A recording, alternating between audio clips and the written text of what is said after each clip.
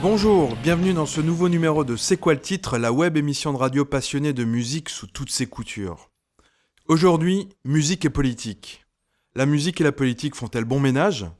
On ne parle pas ici de ces petites musiques que nous offrent les responsables politiques, ni de ce que les musiciens demandent en termes d'aide, ce sont bien d'autres débats. Et je pense que nous développerons certainement ça un jour. Mais aujourd'hui, dans C'est quoi le titre, nous allons parler de la relation entre les chansons et le fait politique. Chansons pour ou contre, dans un débat d'actualité, une guerre, un conflit, la paix. Chansons aussi pour ou contre un thème de société plus large, qui peut-être a fait avancer le débat. La musique agit-elle finalement comme un marqueur, comme élément de souvenir d'une époque ? Pour en discuter, et avec moi aujourd'hui, c'est un grand honneur, je vais vous présenter les ministres de la musique, aujourd'hui en cabinet restreint. Pour commencer, le ministre des grands mouvements, des illustres musiciens des cours et de l'Empire. Accueillons monsieur le ministre Christian Einhorn et son programme que l'on pense classique mais qui sera aujourd'hui révolutionnaire. Bonjour Christian. Salut à tous. Nouvelle loi pour notre République grâce à l'entrée du ministre de la classe sociale et du bon déroulement des rives ravageurs. Nous accueillons monsieur le ministre Samuel Lichawski.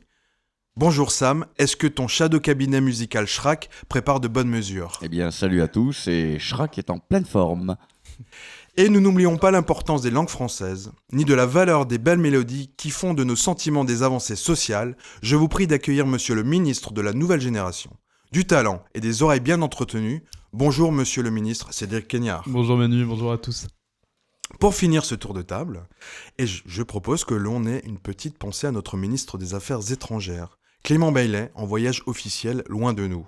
Son cabinet, le Back to Basic, a su nous transmettre son discours et ses éléments de langage en hommage de têtes illustres tombées pour cause de sursauts révolutionnaires. Et finalement, politique et chanson, politique et musique, ce ne serait pas vieux comme la musique et comme le monde ?